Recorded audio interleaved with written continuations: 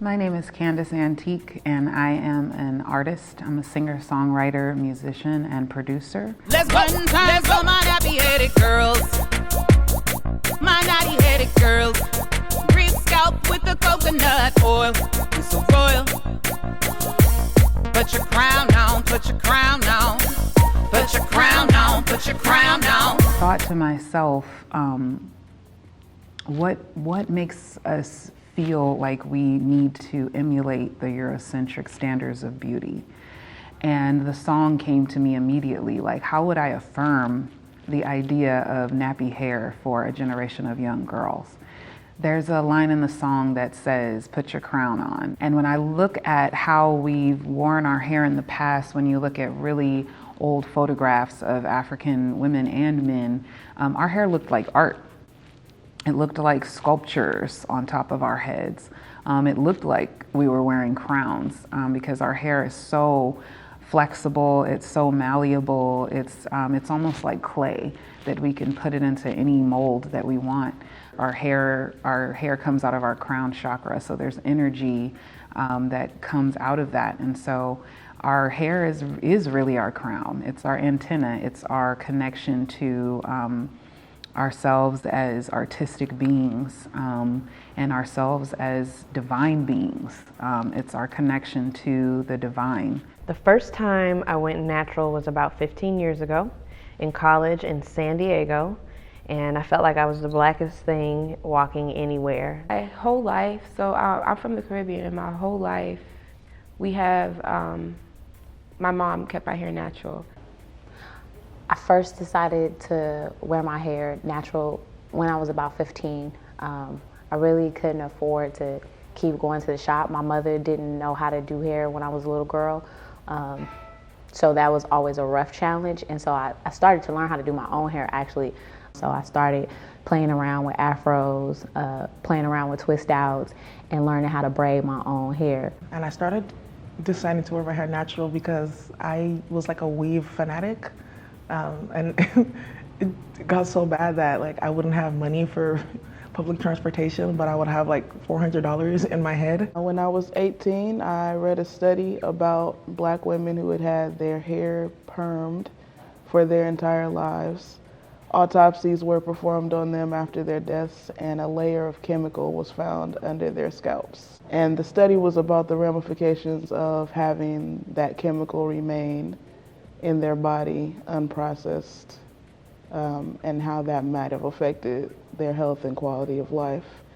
And since I was legally an adult, my mom couldn't force me to continue perming my hair, and I stopped. I'm a black girl, thick and stacked girl, made from scratch girl, I'm the unmatched girl. First time that I felt shame about my hair was probably my whole life, now that I think about it. I grew up getting my hair straightened from the time I was a child. Right before the first day of school in middle school, the first day of school at a new school, my mom permed my hair and it all fell out in the bathtub. So I was bald, like I had like, my hairline was back here. So the humiliation of that, and I just remember thinking to myself, why do we do this to ourselves? I will never do this again. She was like, girl, what's wrong with your hair? What you doing to your hair? It's all matted and stuff, and is it clean? And so there was all these adverse reactions, which is really interesting because now everywhere I go is, your hair's so beautiful, your hair's so beautiful. And for years, my dad didn't think my locks were mine. But yeah, when I first started my locks, my family was not with it at all. I felt a lot of joy in seeing what my hair actually looked like. I had never seen it natural. I didn't know what it looked like. So it was super empowering, and I never looked back. When I started wearing my hair natural, my family had, the reaction wasn't really positive because, you know, still dealing with some colonized mind states, and they called me a hippie and everything above. Thankfully, one of my older sisters, Doris, had gone natural before me, and she had already started locks. So she would come up and braid my hair or twist my hair. And she was kind of the only person in my family that made me feel pretty about having natural hair. Wearing my hair natural, I feel more confident, in myself. I feel like I'm not hiding anything about me. People treat me entirely differently when my hair is natural. When my hair is natural, I get people perceiving me as much more serious, as a little bit older, as somebody really not to mess with. When my hair is straight, I seem to be treated a little bit more playfully. There is definitely a discrepancy on how I get treated, whether if my hair is straight or if it's in its natural state. Sometimes I do wear a weave, I do wear protective styles, and I notice that I get taken more seriously at work, even among Black people. The saddest thing is, like, when I'm natural, I get more play than when I have like weave or braids in my hair. But it helps me like separate like the real from the fake. I think anytime a guy has ever hit on me, it's always started with, oh, your hair is really nice. I like your locks. So I always wonder what's coming next after how long you've been growing your locks. But as an artist, it's very much so like my costume. Corporate America was also the place where I figured out no matter where I'm at, I'm going to be like uber African. Like, it doesn't matter if I'm in a boardroom or if I'm on the continent, this is what it is, and you can take it or leave it. So I think going natural also gave me a deep sense of self and like how relentless I would be with that sense of self. My interactions with people have changed, like especially when I'm interacting with other people of color. They'll see my hair and there's like a different level of respect that they give me, I've noticed. When I'm dealing with non-people of color, I do notice that there's some intimidation or a little bit of fear there, because you know, hair is a disguise. Hair can be disarming. We got that magic hair, that water hair, that braid and twist hair, fist up, resist hair, defies gravity, don't need no vanity, wash and go, all your love, watch me flow, pat my fro. I think that Black women's hair is political. It always has been. I think my journey with body politics started with my hair. I never thought about being dark-skinned. I didn't too much worry about being like a plus-size woman. But like when I went natural, everything else came up with it. So it was like, oh, I'm natural, oh, I'm dark-skinned, oh, I'm plus-size, all at once.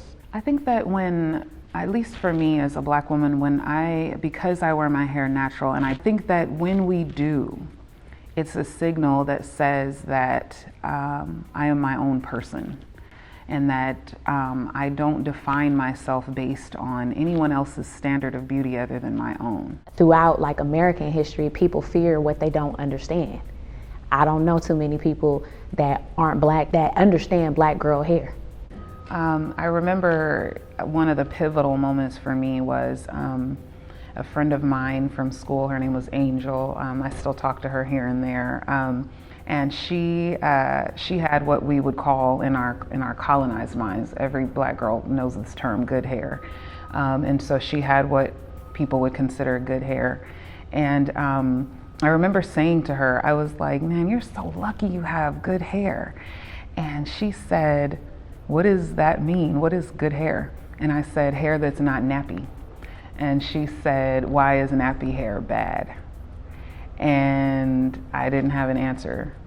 Pat your fro, pat your fro, pat your fro, pat your fro, pat your fro, pat your fro, pat your fro. Shake your tread, shake your tread, shake your tread, shake your tread, shake your tread, shake your tread, shake your tread. Anytime that we take a stand for ourselves, anytime we decide to love ourselves, it's a revolution. In a world that teaches you to hate yourself, self-love is revolutionary. And we've been taught that our hair is not okay. And everybody around us has been taught that our hair is not okay. So when you take that step and you wear it in its natural form, the way it is, the way that you like it, a lot of people feel like that is physical violence against them. I think Black women's hair is political for various reasons. The most blaring example for me at this moment is It's political because it is an acceptance of who we are. And I think for so many years, we've been pushed away from who we are, because once we accept who we are and live in integrity with who we are, there's really no stopping us. What I would tell other little girls about their hair is natural hair is a reflection of self-love and cultural pride. It's better for our environment, it's better for our group economics as a whole, and it really is better for your self-esteem, because at the end of the day, you're gonna have to take all those extensions or whatever out of your hair, and you're gonna have to be left with your natural hair anyways. Your hair is only one part of who you are. Loving yourself really starts from the inside out, and if you feel confident in it, other people will gravitate towards that. You are using your natural self to rebel against a narrative that makes you and your people smaller and less significant. This is a journey. It's self-love. My hair, I've learned, is a reflection of myself. On the days where it wants to come out and play and be big, and on the days where no matter what I do, what I put in it, how much heat I put on it, it wants to shrink into my head and do nothing. It's a reflection of how we are. We're individual, we're unique. You gotta let your hair go. You gotta let your hair do what it does. You'll find that it is really the gateway to allowing yourself personal freedom. And once you just kind of let it be, you'll begin to understand how you can let yourself be, and how the world will, they might not accept you, but they'll yield to you, as opposed to the opposite, which is what you are probably doing when you're feeling insecure and weird about your hair, yielding to the world. You know, flip that. I'll never go back to straightening my hair. I'll never go back to feeling beholden to a white supremacist Eurocentric standard of beauty. I'll never go back to that. We as Black women, we have to make our own standard. Like, who are we looking for? Who's coming to save us? We are what we're waiting for in a lot of ways. And so we can just decide that what it means to be beautiful as a Black woman is natural hair and our skin the way it looks, and our bodies with all of the curves that we have. And the only barrier to that is our minds. But it's in our power to say, this is who I am, and you can take it or leave it. Put your crown on, put your crown on, put your crown on, put your crown on, put your crown on, put your crown on, put your crown on, put your crown on. Yeah. All you nappy-headed ladies, throw your hands in the air and shake your nappy hair like you just don't care. All the nappy-headed girls, throw your hands in the air and shake your nappy hair like you just don't care.